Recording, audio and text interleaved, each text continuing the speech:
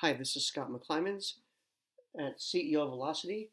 I want to talk to you today about Customer 360, which I've developed with my partner Solve in a business intelligence platform called ClickSense.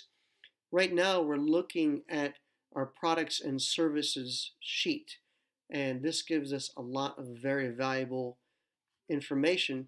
Just as a reminder, we have broken our customer base into profit groups. So we see end zone, red zone, mass market, and lower tier. And let's keep in mind that this is designed specifically for banks and credit unions, but Customer 360 can be adapted to any business in any industry. So we want to see what some product potential is in our customer base, and let's just see who has bought checking accounts and maybe who hasn't, and what some areas of opportunity are to us. So our end zone households, there are about, let's call it 3,600 of them who have checking accounts with us. But remember, from a previous video on our executive dashboard, we know that there are 5,300 end zone households, our most profitable households. So about 1,700 of them don't have checking accounts with us. They're not that well sold into our product line. Well, that's unfortunate because they bring about $16,000 in average balances for every end zone household checking account we get. So we'd like to close that gap. We don't want there to be 1,700 households without these checking accounts. So let's say that we were able to drive that number down. Instead of at 1,700, what if we close that gap to 1,200 by the end of the year? We can easily calculate what that would mean to us in increased deposits. And for banks and credit unions, deposits means inventory, means funding sources, which we can use for loans. So those are really good things. So we have to decide how important this is to us, this particular opportunity that we have seen.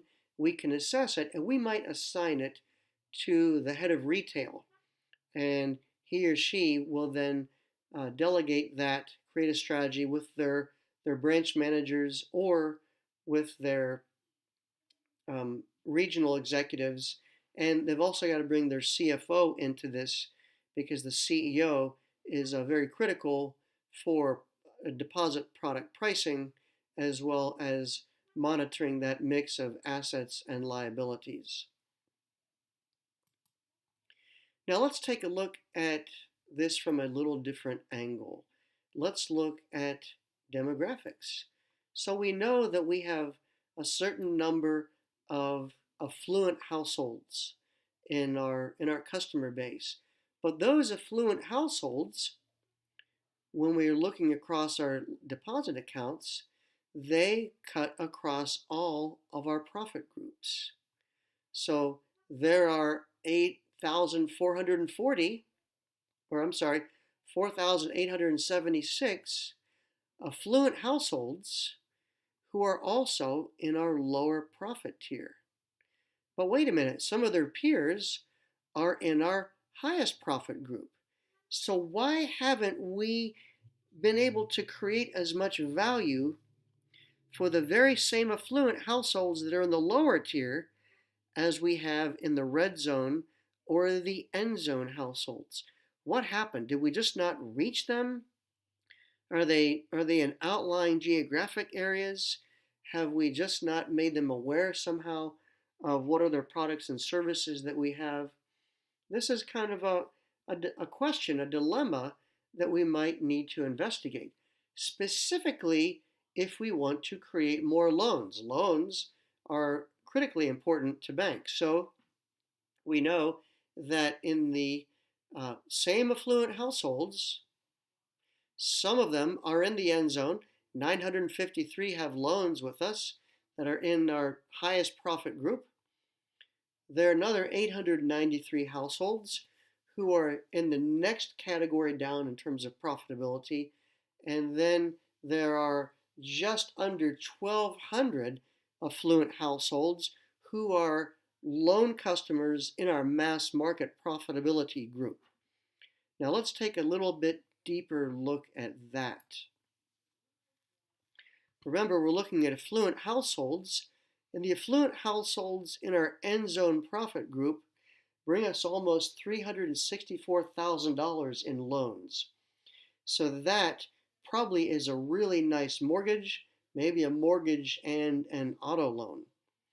However, those very similar affluent households who are in our red zone profit group that have loans with us bring us about $58,000 in average loan balances. So that's probably either an auto loan or a home equity line of credit.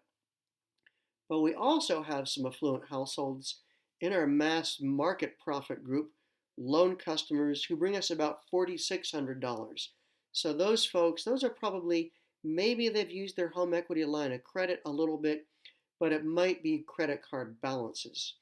So the question is there low-hanging fruit in the red zone and mass market among our affluent households?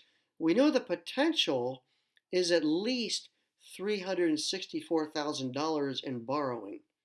Can we go after these households who already borrow with us and stimulate them into greater home mortgage creation with us, or in the case of the mass market households, an auto loan or even a mortgage to get them into the red zone? So these are opportunities that we have to assess. Through Customer 360, we can put budget dollars, we can measure the value of the opportunity, and we can assign them to our CFO, our head of consumer lending, our head of mortgage, our head of retail, and our head of marketing, and we can have them assess these opportunities for us and evaluate how we want to prioritize them. Now, they don't have to be mutually exclusive. We could have easily given the loan opportunities to the head of mortgage and consumer lending, and we could have given the deposit opportunities toward our head of retail.